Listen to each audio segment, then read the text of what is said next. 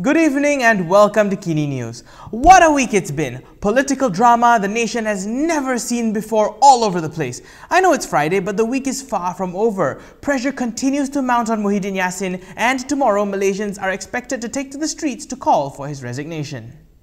Pakatan Harapan's top leaders Anwar Ibrahim, Lim Guan Eng and Muhammad Sabu have reiterated their call for Prime Minister Muhyiddin Yassin and the Perikatan Nasional's cabinet to resign immediately.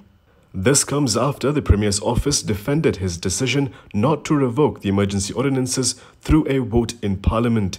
The Harapan Presidential Council expressed regret that the Prime Minister's office said Muhyiddin had advised young di-Pertuan Agong to annul the emergency ordinances even before the special Parliament sitting convened on July 26th. They said the PMO's response yesterday was arrogant and rude towards the head of state and betrayed the federal constitution and parliamentary democracy. With that, the Harapan leaders said there is no other recourse for Muhyiddin, the entire cabinet, the Dewan Rakyat Speaker and the Attorney General, besides resigning honourably over their huge error. A protest is set to take place in Kuala Lumpur tomorrow against Muhyiddin, but before that, with so much that's happening in the country, Malaysia needs a free press more than ever before. By being an independent news organisation that keeps those in power in check, we need your help to continue to do what we do. So click on the link in the description below to find out how you can contribute so that we can continue to ask the difficult questions. Now, about that protest. The Lawan protest calling for the resignation of Prime Minister Muhyiddin Yassin will take place at the nation's capital tomorrow, according to its organisers.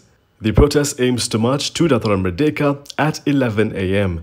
The assembly point has been set at the intersection in front of Menara DBKL between Dataran Merdeka and the Masjid Jami LRT station. This is despite the organisers facing arrests and several rounds of police questioning. Youth Coalition Secretariat Solidarity Rakyat said the nation is facing the most failed government in history and their goal remains the same, to call for Muhyiddin and his cabinet to resign. In light of the current COVID-19 situation, the organisers have prepared with SOPs and guidelines for before, during and after the protest to minimise the risk of infection. Among others, those with COVID-19 symptoms and those who live with high-risk dependents such as children and the elderly are discouraged from attending the protest.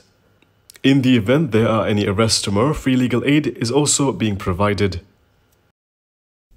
The palace may have rebuked Perikatan Nasional, but Muhyiddin Yassin said he did everything according to the law. Muhyiddin Yassin's office defended the Prime Minister's decision to revoke the emergency ordinances without going through a vote in Parliament.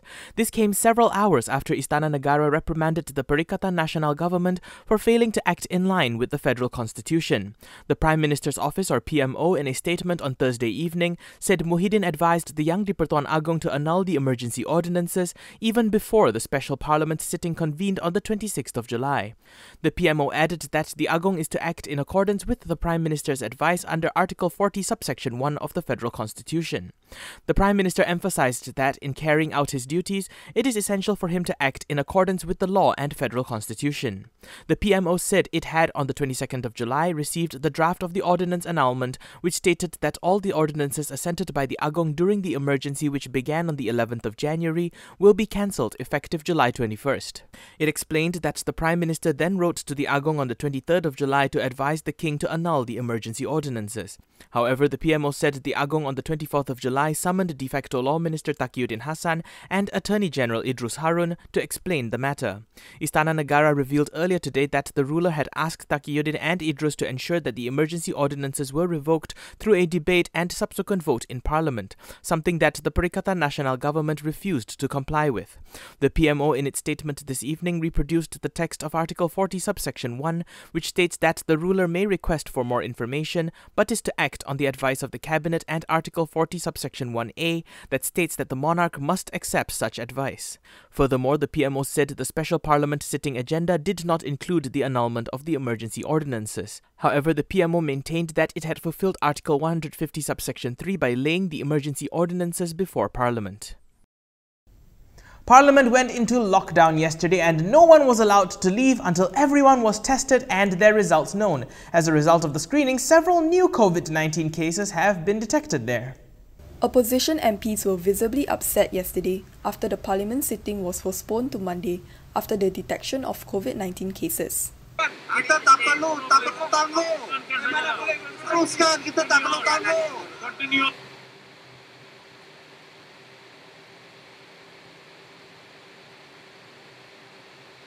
Following this, 9 new COVID-19 cases were detected among individuals connected to the ongoing parliament sitting.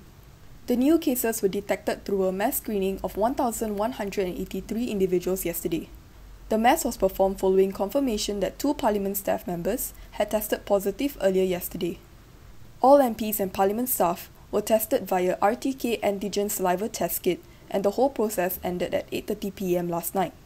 Health Director General Dr. Noor Hisham Abdullah said 2 of the positive cases displayed mild symptoms while the other 8 were asymptomatic. Dewan Rakyat Deputy Speaker Rashid Hasnun, who adjourned the House to facilitate the screening process, urged all those who attended Parliament from Monday to Wednesday but were not present yesterday to urgently get tested at their nearest screening facility. The Dewan Rakyat sitting was then postponed to Monday. Good Morning G-Sure is the first plant-based and complete nutrition drink made in Malaysia. It is suitable for those who are lactose intolerant. Research made by local universities found that more than 90% of our Malaysian population are lactose intolerant. Lactose intolerance can cause bloated stomach and diarrhea. Good Morning G-Sure helps to improve the immune system, reduce the risk of illnesses, and helps to improve general well-being and strengthen our bodies. A happy family starts with a healthy family. I'm still active, healthy, and going strong at the age of 52. It has to be Good Morning G-Sure.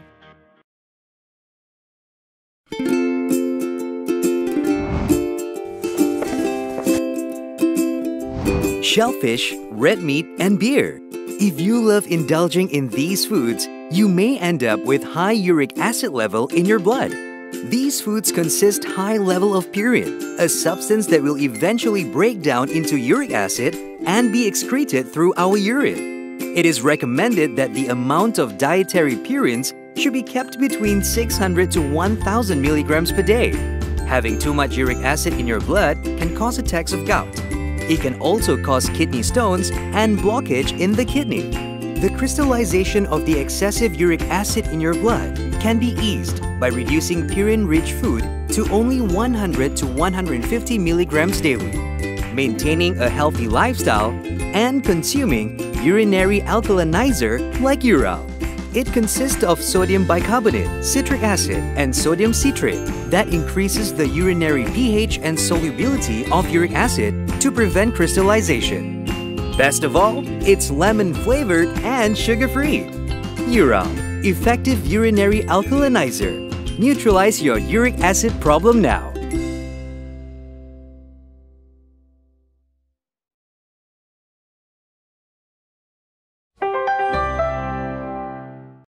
Do Barisan Nasional MP support Muhyiddin Yassin? One letter claims yes, but a party official has said otherwise. The authenticity of a statement purportedly from 40 Barisan Nasional lawmakers voicing support for Prime Minister Muhyiddin Yassin has been disputed. In the disputed statement signed by Deputy Prime Minister Ismail Sabri Yaakob, he claims that he had chaired a meeting involving 40 MPs from the coalition who unanimously supported, quote, the government under Muhyiddin Muhammad Yassin's leadership, which is Muhyiddin's legal name. However, Barisan Nasional Executive Secretary Muhammad Shahiri Abdul Aziz later issued another statement denouncing the purported statement from Ismail Sabri as fake. Shafri's statement, which was posted on the Barisan Nasional official Facebook page, said that any official party statement can only be issued by the party chairperson or secretary general and will only be done through official party communication channels. To complicate things further, an aide to Ismail Sabri told Malaysia Kini that the Deputy Prime Minister's statement was authentic. For the record, Barisan Nasional has a total of 42 MPs. The dispute comes amidst fresh doubts over Muhyiddin's grip on power following a rebuke from Istana Negara yesterday. That is a wrap for KiniNews this evening. For more stories, go to kinitv.com. You can also follow us on social media on Instagram, Twitter, YouTube and Facebook to get the latest headlines as well. If you would like to support the independent media, please do consider a subscription to malaysiakini.com. If you're heading out, don't forget your mask, and when you can, please do try to stay home. I'm Daniel Anthony. Thank you for watching, and as always, stay safe, Malaysia.